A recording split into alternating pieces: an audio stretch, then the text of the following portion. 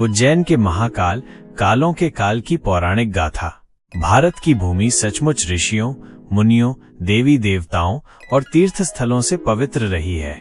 इन पवित्र स्थलों में मध्य प्रदेश के उज्जैन नगर में स्थित महाकालेश्वर ज्योतिर्लिंग का एक विशेष स्थान है। यह भगवान शिव के 12 ज्योतिर्लिंगों में से एक है और इसे सबसे प्रमुख माना जाता है क्योंकि यहाँ भगवान शिव को कालों के काल, महाकाल के रूप में पूजा जाता है।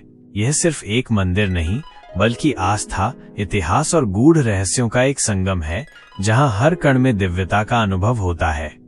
महाकाल का उद्भव, पौराणिक पृष्ठभूमि। महाकाल की कथा केवल एक मंदिर के निर्माण की कहानी नहीं बल्कि सृष्टि के संतुलन और भगवान शिव के परम स्वरूप के प्राकट्य की गाथा है। पुराणों में उज्जैन को पृथ्वी का केंद्र बिंदु माना गया है, विशेषकर उज्जैन में स्थित मंगलनाथ मंदिर को, जो मंगल ग्रह का जन्म स्थान है। इस स्थान पर महाकाल का विराजमान होना इस बात का प्रतीक है कि भगवान शिव ही सृष्टि के नियामक हैं, काल के नियंत्रक हैं और उन्हीं की शक्ति से हर लोक संचालित होता है। पौराणिक मान्यताओं के अनुसार सृष्टि के आरंभ में जब ब्रह्मा और विष्णु अपनी श्रेष्ठता को लेकर विवाद कर रहे थे, तब एक अनंत प्रकाश स्तंभ प्रकट हुआ। यह प्रकाश स्तंभ ही भगवान शिव का निराकार रूप था, जिसे ज्योतिर्लिंग कहा गया। इस ज्योतिर्लिंग के दर्शन से ही ब्रह्मा और विष्णु को अपनी भूल का एहसास हुआ और उन्होंने शिव की श्रेष्ठता को स्वीकार किया। उज्जैन में स्थित महाकाल का ये ज्योतिर्लिंग भी उसी परम प्रकाश का एक अंश है। राजा चंद्रसेन की कथा, महाकाल का प्राकट्य। महाकालेश्वर ज्योतिर्लिंग के प्राकट्य की सबसे प्रसिद्ध और प्रचलित कथा राजा चंद्रसेन से जुड़ी है। ये कथा स्कंद पुराण के अवंती खंड में वर्णित है। प्राचीन काल में उज्जैन में राजा चंद्रसेन नाम के एक शिव भक्त राजा का शासन था। वो भगवान शिव के परम भक्त थे और हमेशा उनकी आराधना में लीन रहते थे। उनकी इस भक्ति से उज्जैन में सुख समृद्धि व्याप्त थी। हालांकि पड़ोसी राजाओं, जिनमें विदर्भ के राजा भीष्म, मलय के राजा और अवंती के राजा शामिल थे, को ये बात रास नहीं आती थी। वे चंद्रसेन से ईर्ष्या करते थे।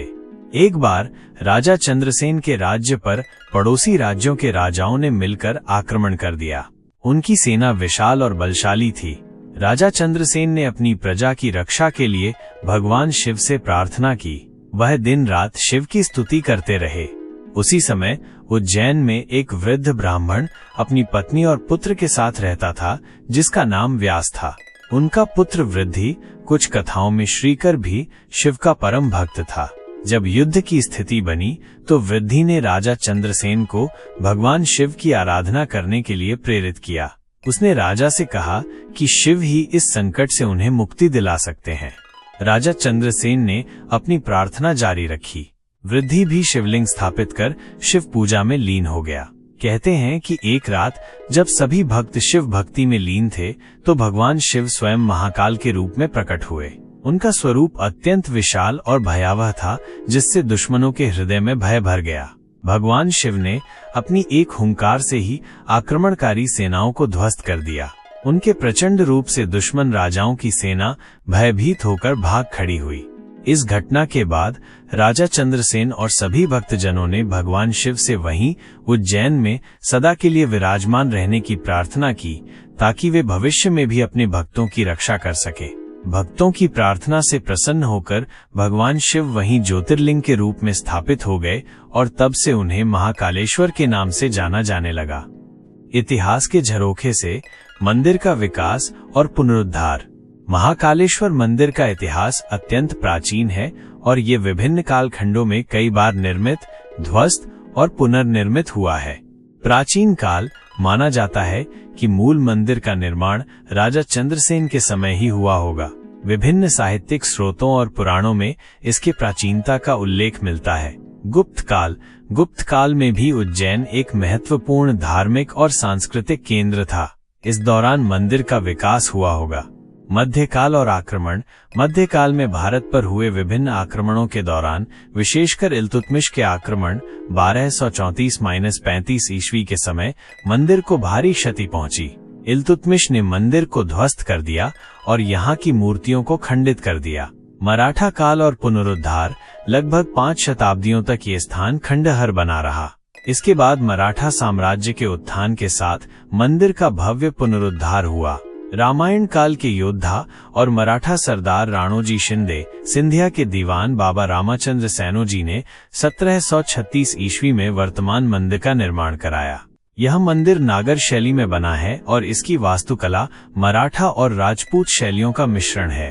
होलकर वंश का योगदान।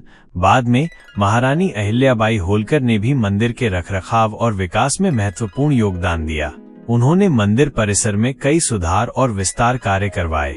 आज जो मंदिर हम देखते हैं वो मुख्य रूप से मराठा काल की देन है, जो अपनी भव्यता और धार्मिक महत्व के लिए जाना जाता है।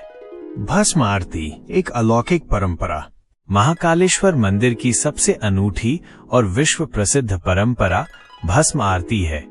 यह आरती प्रतिदिन ब्रह्म मुहूर्त सुबह लगभग 4 बजे में की जाती है और इसे देखने के लिए देश विदेश से श्रद्धालु आते हैं। विधि: इस आरती में शिवलिंग को स्नान कराने के बाद उन्हें ताजी चिता की भस्म से लेप किया जाता है। यह भस्म विशेष रूप से तैयार की जाती है और इसे शुद्ध तथा पवित्र माना जाता है। पहले ये भस्म शमशान घाट से लाई जाती थी, लेकिन अब इसके लिए विशेष रूप से तैयार की गई कपिला गाय के गोबर से बनी भस्म का उपयोग होता है। महत्व: भस्म आरती का गहरा आध्यात्मिक महत्व है।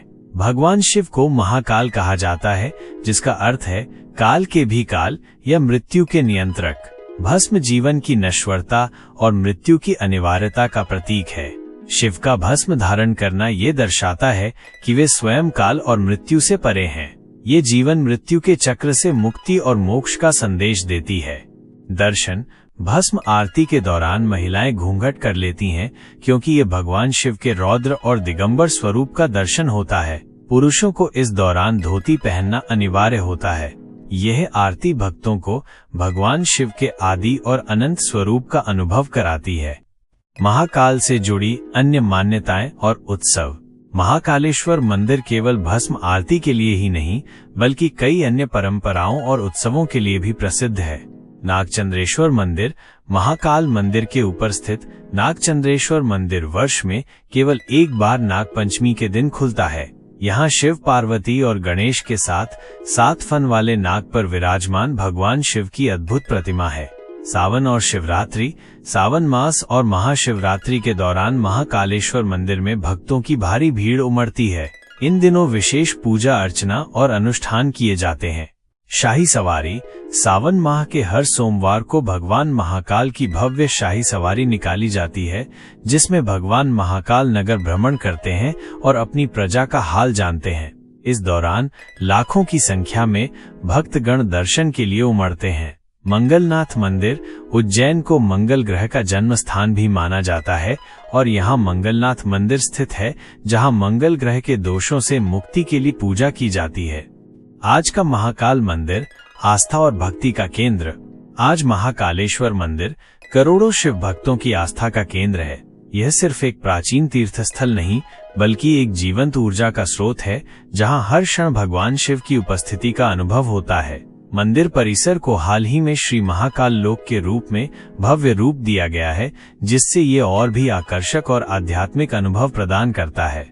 महाकाल मंदिर हमें ये संदेश देता है कि काल पर नियंत्रण केवल भगवान शिव का है और जीवन की नश्वरता को स्वीकार कर ही मोक्ष प्राप्त किया जा सकता है। ये स्थान हमें अपनी जड़ों से जोड़ता है और आध्यात्मिक उत्थान की प्रेरणा देता है। ऐसे ही और जानकारी के लिए हमारे चैनल को सब्सक्राइब करें।